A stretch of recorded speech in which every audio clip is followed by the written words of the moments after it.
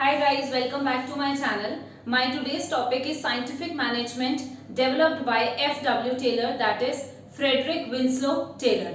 And for understanding the 14 principle of management given by Fayol, you can check my previous video. Link is given in the description box. Now let's start with today's topic, and firstly we will be understanding with the definition of scientific management. Scientific management में we all know the meaning of management कि management क्या होता है और हम management कैसे करते हैं. हम बेसिकली मैनेजमेंट हमारा आर्ट होता है कि हम अपने काम दूसरों से कैसे करवाते हैं और उन सबको कैसे मैनेज करते हैं. लेकिन मैनेजमेंट क्या आ गया, वर्ड यूज हो गया साइंटिफिक. साइंटिफिक मतलब होता है रिलेटेड टू साइंस. जब मैं अपनी मैनेजमेंट में साइंस के प्रिंसिपल्स अप्लाई करती हूँ तो उसको मैं कहती हूँ साइंटिफिक मैनेजमेंट. मतलब कि मुझे मैनेजमेंट में भी कॉज एंड इफेक्ट रिलेशनशिप चाहिए होता है. ये नहीं कि मैनेजर आ रहा है मेरे पास और मैनेजर ऑर्गेनाइजेशन में आते ही मेरे को ऑर्डर दे रहा है कि आपको ये काम करना है. डिक्टेटरशिप नहीं होगी. एक बार मुझे पता होना चाहिए कि यस, अगर if I have to do this work, what is the reason behind it and what is the purpose my work is serving. तो साइंटिफिक मैनेजमेंट होता है application of science for each and every element of management. जब मैं management के हर element में science के principles को अप्लाई करती हूँ, साइंस के प्रिंसिपल्स अप्लाई करती हूँ, तो उसी को हम क्या कहते हैं, साइंटिफिक मैनेजमेंट. अब हम समझेंगे F.W. टेलर ने हमारे कितने साइंटिफिक प्रिंसिपल्स ऑफ मैनेजमेंट दिए हैं. तो basically Taylor has given us 4 scientific principles of management. Number 1 is science not rule of thumb. First principle हमारा इसकी डेफिनेशन से ही रिलेटेड है. अभी मैंने आपको बोला है कि अगर मुझे कोई काम बोला जाता है ऑर्गेनाइजेशन में, आई एम श्योर कि मैं उसका रीजन भी पूछूंगी. ऐसा नहीं है मुझे जो काम दिया जाएगा एट देन कोई और आके कह दे कि नहीं वो तो आपको कुछ भी बोल के चला गया, आपका पूरा डे वेस्ट हो गया. Obviously I will ask the things that why I am doing this thing. तो वो मैनेजमेंट जो प्रिंसिपल्स होते हैं वो कह रहे हैं कि वो साइंस के ऊपर बेस्ड है. टेलर इज एक्सप्लेनिंग कि मैनेजमेंट के सारे प्रिंसिपल्स साइंटिफिक होने चाहिए. हर चीज का कोई रीजन होना चाहिए. इसमें ये नहीं होना चाहिए कि कोई भी आएगा ही नहीं, यही चीज करनी है, यही चीज करनी है, ऑल्दो उससे मुझे रिजल्ट ही नहीं मिलेगा. जब उस चीज करने से मेरा गोल ही नहीं अचीव हो रहा है, मैं अपने मोटिव को ही नहीं अचीव कर पा रही हूँ, then what is the purpose that thing is serving. तो मैनेजमेंट प्रिंसिपल का फर्स्ट था कि हमारा साइंस होना चाहिए, हर चीज साइंटिफिक बेस्ड होनी चाहिए, हर चीज पे मुझे इंक्वायरी करनी चाहिए, किसी भी चीज के ऑर्डर को, डिक्टेटर को मुझे फॉलो नहीं करना चाहिए, ब्लाइंडली ट्रस्ट नहीं करना चाहिए. Next one is harmony not Discord. Harmony मतलब होता है कि शांति से रहना चाहिए. ऑर्गेनाइजेशन में लड़ाई झगड़े नहीं होने चाहिए. जब मैं शांति से रहूंगी तो शांति से हमारे ऑर्गेनाइजेशन में 2 लोग होते हैं. एक होता है हमारा एम्प्लॉयर जो हमारा बॉस होता है, और एक होते हैं एम्प्लॉइज जो वहां पे काम कर रहे हैं. जब मैं विद पीस काम करना चाहती हूँ, मुझे मेंटल पीस चाहिए अपनी ऑर्गेनाइजेशन में, तो उस टाइम पे मेरा मेन मोटिव क्या होता है कि हार्मनी के साथ जब हम रहेंगे ना, तो बेसिकली हमारा जो थिंकिंग प्रोसेस होना चाहिए ना, वो थिंकिंग प्रोसेस एक जगह पे मीट होना चाहिए. ये अगर जाके कोलाइड करके एम्प्लॉय कुछ कह रहा है, एम्प्लॉयर कुछ कह रहा है, तो फिर यहाँ पे हमारा डिसीजन जो है वो म्यूचुअली नहीं आ पाएगा. 100% कोई ना कोई जरूर उस चीज पे सैक्रिफाइस करेगा. तो हार्मनी नॉट डिस्कॉर्ड में हमारे एम्प्लॉय और एम्प्लॉयर दोनों की थिंकिंग मीट होनी चाहिए, कोइंसाइड होनी चाहिए, ताकि ऑर्गेनाइजेशन में फ्रेंडली रिलेशन रहे. अब अगर थिंकिंग मीट करेगी तो वो किसकी वजह से मीट करेगी, यहाँ पे एक वर्ड आएगा और हो सकता है पेपर में इससे रिलेटेड केस स्टडी भी आ जाए जिसका नाम है मेंटल रेवोल्यूशन. मेंटल रेवोल्यूशन का मतलब होता है changing the attitude of both employers and employee in the organisation. मतलब मुझे अपने एटीट्यूड में, अपने थिंकिंग में क्या लाना है, चेंज लाना है. हमेशा एम्प्लॉयर को ये नहीं सोचना चाहिए कि मैं ही बॉस हूं तो मैं ही सब कुछ कर सकता हूं. नहीं, he should also keep in his mind that yes I have to take care of the needs of my employees. तो उसको अपने एम्प्लॉयज के लिए सोचते हुए अपने एटीट्यूड में, अपने थिंकिंग प्रोसेस में चेंज लाना चाहिए, जिसकी वजह से क्या हो सकता है कि मेरे एम्प्लॉयज भी मुझसे सेटिस्फाइड रहें और मुझे अपना 100% काम करके दें. तो यहाँ पे इस वाले प्रिंसिपल में एक कंसेप्ट आता है जिसका नाम है mental revolution. And mark my words, case study can also come on this concept. Third one is cooperation not individualism. Cooperation मतलब एक साथ रहना, इंडिविजुअलिज्म मतलब अकेले अकेले ऑर्गेनाइजेशन में मैं नहीं बैठ मैं क्या कर रही हूँ, सिर्फ मुझे सबके साथ मिलके रहना है। मैं बेसिकली यहाँ पे टीम स्पिरिट को प्रमोट कर रही हूँ, मैं यहाँ पे यूनिटी के बारे में बात कर रही हूँ। तो आपको भी नाम से लग रहा होगा कि ये वाला प्रिंसिपल और ये वाला जो प्रिंसिपल है ये दोनों सेम है, क्योंकि यहाँ पे भी मैं क्या कह रही हूँ कि एक साथ रहो, कॉपरेशन में भी क्या कह रही हूँ कि मिलके रहो। तो ऑब्वियसली ये दोनों प्रिंसिपल एक दूसरे से लिंक्ड हैं। तो अगर एक क्वेश्चन आता है, एमसीक्यू भी आ सकता है आपका और आपकी केस स्टडी भी आ सकती है, that which principle is the extension of harmony not discord, तो आप क्या कहेंगे, cooperation of not individualism. So this is the principle which is the extension of harmony not discord। इस पे क्वेश्चन आए तो आपको आंसर पता होना चाहिए कि कॉपरेशन नॉट इंडिविजुअलिज्म जो है ये प्रिंसिपल एक्सटेंशन है किसका, हमारे सेकंड प्रिंसिपल, टेलर के सेकंड प्रिंसिपल का extension of harmony not Discord. यहाँ पे भी हम यही कह रहे हैं कि ऑर्गेनाइजेशन में एम्प्लॉयर को, एम्प्लॉय को, सबको मिलके रहना चाहिए, एक साथ रहना चाहिए और ऑर्गेनाइजेशन के गोल को जल्दी से जल्दी टाइमली अचीव करने के लिए कोशिश करनी चाहिए। And last principle is fourth one, development of workers to their greatest efficiency. यहाँ पे मैं वर्कर्स की डेवलपमेंट कराऊंगी। ग्रोथ होता है एक मेरा नैरो कंसेप्ट, मैं बात कर रही हूँ डेवलपमेंट। डेवलपमेंट मतलब होता है ओवरऑल ग्रोथ की बात कर रही हूँ मैं। एम्प्लॉय के लिए मैं ओवरऑल डेवलपमेंट की कोशिश करूंगी कि मेरे ऑर्गेनाइजेशन में वर्कर्स की डेवलपमेंट हो, ग्रेटेस्ट एफिशिएंसी कि उनका काम बहुत अच्छा हो, काम जितना अच्छा करेंगे ऑब्वियसली मेरी ऑर्गेनाइजेशन को बेनिफिट होगा, और उनकी प्रॉस्पेरिटी, मतलब अगर वो काम अच्छा करेंगे इट्स बिट ऑब्वियस उनको प्रमोशन भी मिलेगा, उनकी सैलरी में हाइक होगा, तो उससे क्या होगा, वो भी प्रॉस्पर करेंगे, ऑर्गेनाइजेशन भी प्रॉस्पर करेगी, और इससे गिव एंड टेक रिलेशनशिप की वजह से मेरी ऑर्गेनाइजेशन बहुत अच्छी रन हो जाएगी। तो अब मैं इसका एक कंक्लूजन बताती हूँ कि टेलर के जो चारों के चारों प्रिंसिपल्स थे ये ज्यादा से ज्यादा बेस्ड है मेरे एम्प्लॉयज के लिए। ये ज्यादा जो कोशिश कर रहा है ये एम्प्लॉयज के बेनिफिट के लिए कोशिश कर रहे हैं कि एम्प्लॉयज मेरी ऑर्गेनाइजेशन में हैप्पी रहने चाहिए। बिना एम्प्लॉयज के it is not possible for me to make my organisation survive profitably in the long run. So let's discuss about techniques of Taylor. Taylor के चार प्रिंसिपल्स तो हमें पता है टेलर ने क्या क्या चार प्रिंसिपल्स डेवलप किए। अब हम समझेंगे टेलर ने टेक्निक्स क्या दी उन प्रिंसिपल्स को और क्लियरली अंडरस्टैंड करने के लिए, और हम उन ऑर्गेनाइजेशन में इन टेक्निक्स को किस तरीके से अप्लाई करते हैं। First technique is functional foremanship. Function से समझ आता है कि मैं किसी फंक्शन की बात कर रही हूँ, किसी ऑर्गेनाइजेशन में मैं कोई फंक्शन परफॉर्म कर रही हूँ, और फोरमैनशिप का मतलब होता है मेरी ऑर्गेनाइजेशन में सुपरवाइजर, कोई किसी फैक्ट्री का हेड, किसी डिपार्टमेंट का हेड, उसको मैं कहती हूँ फंक्शनल फोरमैनशिप। तो फोरमैनशिप मतलब होता है हेड ऑफ एनी डिपार्टमेंट। अब हमारी ऑर्गेनाइजेशन में मेन जो दो डिपार्टमेंट होते हैं वो एक होता है प्लानिंग डिपार्टमेंट जहां पे मेरे सारे प्लान्स और पॉलिसीज बनते हैं, और नेक्स्ट होता है हमारा operational department. Operational department is related to the work done, जैसे कि प्रोडक्शन का काम हो रहा है, मार्केटिंग का काम हो रहा है, इसमें काम होता है। प्लानिंग में मेरा ज्यादा जो यूज होता है वो माइंडसेट का यूज होता है, लेकिन ऑपरेशनल में मैं ज्यादातर क्या करती हूँ, काम करती हूँ। तो प्लानिंग डिपार्टमेंट में ही यहाँ पे टेलर इज सेइंग कि प्लानिंग आपके ऑर्गेनाइजेशन में टू मेन डिपार्टमेंट्स हैं, और इन टू मेन डिपार्टमेंट में फर्दर मेरे 8 फंक्शनल एक्सपर्ट्स होने चाहिए। इसमें basically he is focusing on the experts कि हर काम एक्सपर्ट के थ्रू होना चाहिए ताकि काम परफेक्ट हो।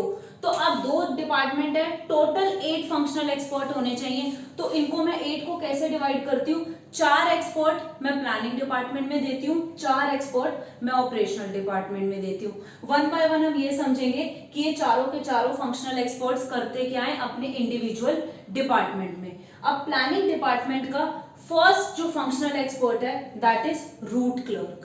रूट मतलब, रूट आपको भी पता है हम जर्नल लैंग्वेज में यूज करते हैं जर्नल लाइफ में, तो रूट का मतलब होता है कहीं से रास्ता बताना। तो रूट क्लर्क बेसिकली क्या करता है, ये मुझे ना सारी चीजें अरेंज करके देता है, ये यहाँ से करेंगे, इसको ऐसे करेंगे, हमें ये चीज चाहिए तो हमें इसके पास जाना है। बेसिकली हमें गाइडेंस का काम करता है प्लानिंग डिपार्टमेंट में root clerk. Next one is, जब मेरे पास सारे रिसोर्सेज अरेंज हो गए, रिसोर्सेज अरेंज होने के बाद अब मुझे क्या किसका वेट है, मेरे पास लैपटॉप आ गया, सारा काम आ गया, मुझे क्या करना है प्लान बनाने के लिए, इंस्ट्रक्शन चाहिए कि चलो हमारा नेक्स्ट प्रोजेक्ट ये है, तो अब मुझे इंस्ट्रक्शन मिलनी चाहिए कि मुझे ये पता होना चाहिए कि मुझे काम कैसे करना है, किसके थ्रू करना है, किसकी हेल्प लेनी है।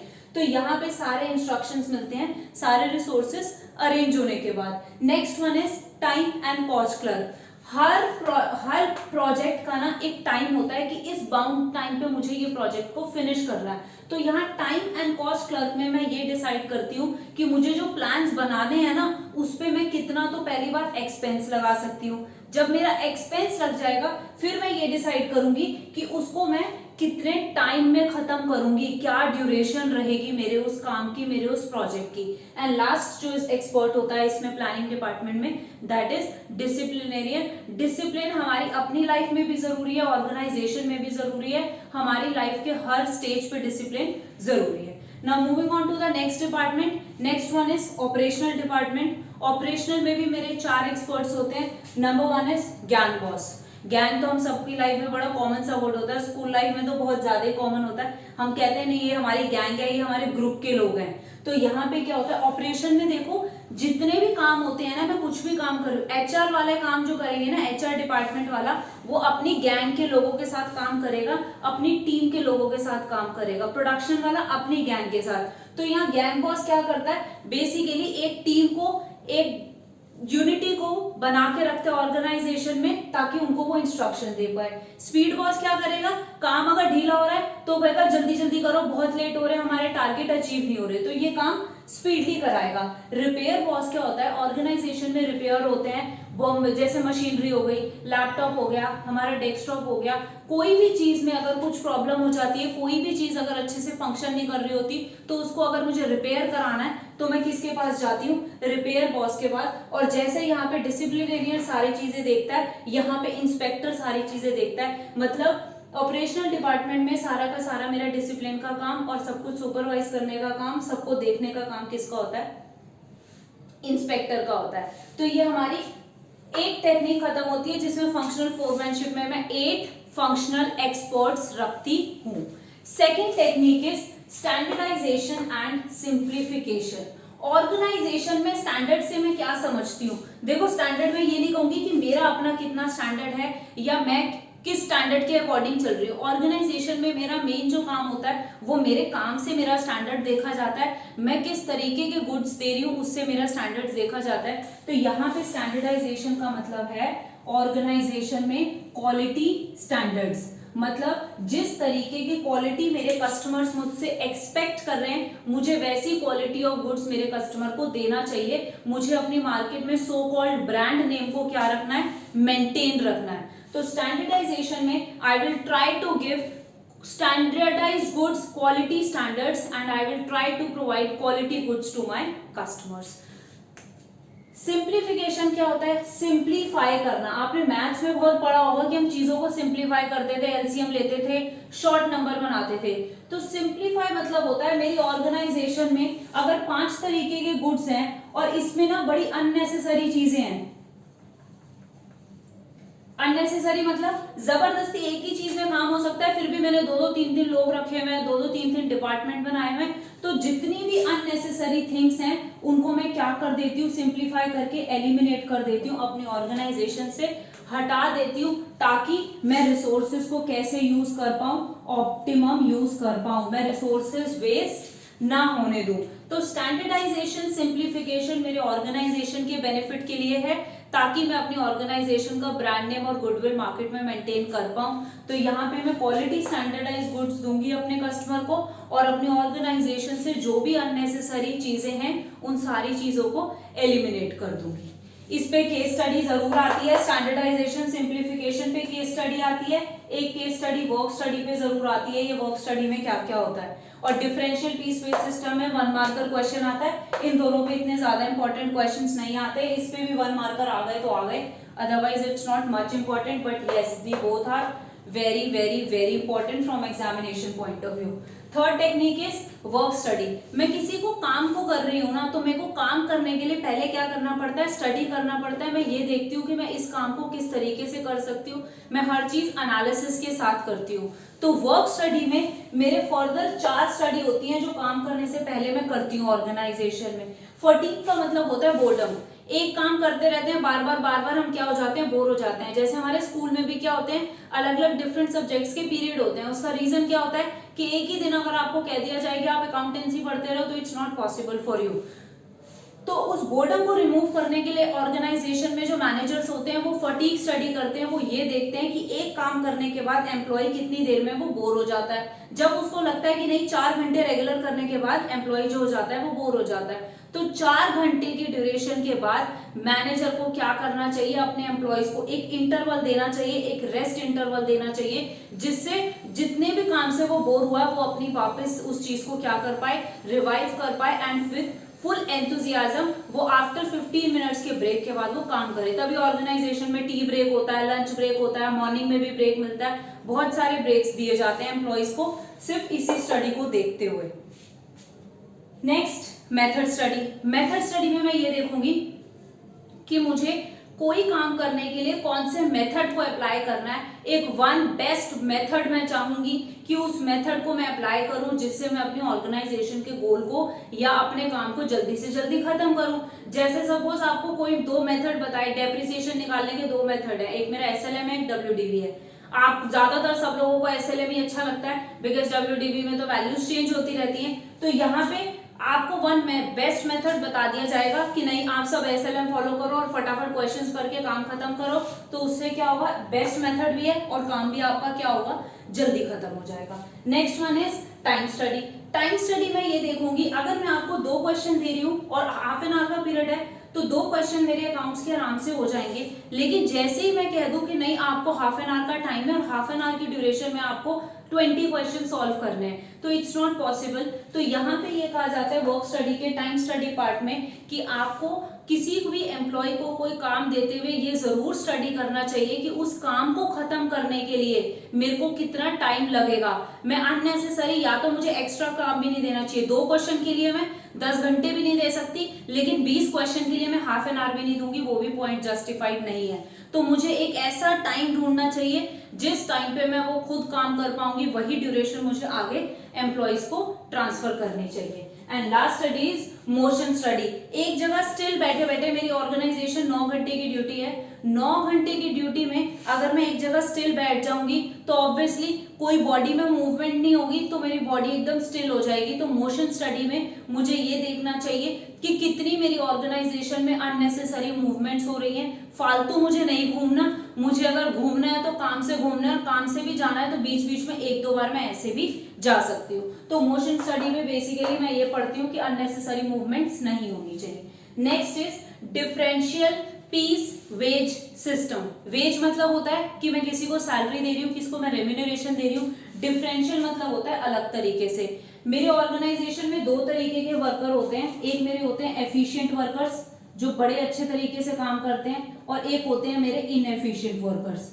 एंड ऑब्वियसली नाम से ही समझ आ रहा है जो वेज होगा वो ज्यादा किसका होगा, एफिशिएंट वालों का ज्यादा होगा, क्योंकि ऑब्वियसली वो अपना 100% दे रहे हैं। तो यहाँ पे टेलर ने बोला कि हमें ना एफिशिएंट और इनएफिशिएंट वर्कर्स की सैलरी में ना डिफरेंस रखना चाहिए। रीजन बीइंग, इस डिफरेंस से क्या हो सकता है, इससे ना मैं इनएफिशिएंट वर्कर को मोटिवेट कर सकती हूँ कि आप भी एफिशिएंट की कैटेगरी में आओ और आप भी ज्यादा से ज्यादा सैलरी लेके जाओ। तो यहाँ पे डिफरेंस रखने के लिए इसलिए बोला है ताकि यहाँ पे हम इनएफिशिएंट वालों को मोटिवेट कर पाए और एफिशिएंट वालों को और ज्यादा मोटिवेट कर पाए कि ये और ज्यादा मोर एफिशिएंट बने। Last technique is mental revolution. ये ऑलरेडी पॉइंट मैंने डिस्कस किया है जब प्रिंसिपल्स डिस्कस करे थे हार्मनी नॉट डिस्कॉर्ड में। तो उसमें मेंटल रेवोल्यूशन में क्या था कि मुझे अपने एटीट्यूड, अपने एम्प्लॉयर एम्प्लॉय दोनों को अपना एटीट्यूड चेंज करना पड़ेगा जिससे ऑर्गेनाइजेशन में क्लैशेस कम हो और एम्प्लॉय और एम्प्लॉयर दोनों फ्रेंडली रिलेशन मेंटेन करके ऑर्गेनाइजेशन में रह पाए। तो ये सारी हमारी 5 टेक्निक्स थी टेलर की। प्रिंसिपल समझे और मैनेजमेंट की हम ना मीनिंग समझा कि मैनेजमेंट, साइंटिफिक मैनेजमेंट का मीनिंग क्या होता है। तो इस वीडियो के साथ आज हम चैप्टर नंबर 2 भी खत्म करते हैं principles of management. If you have not subscribed to my channel yet, subscribe to my channel and share it with your friends so that we can help maximum number of students.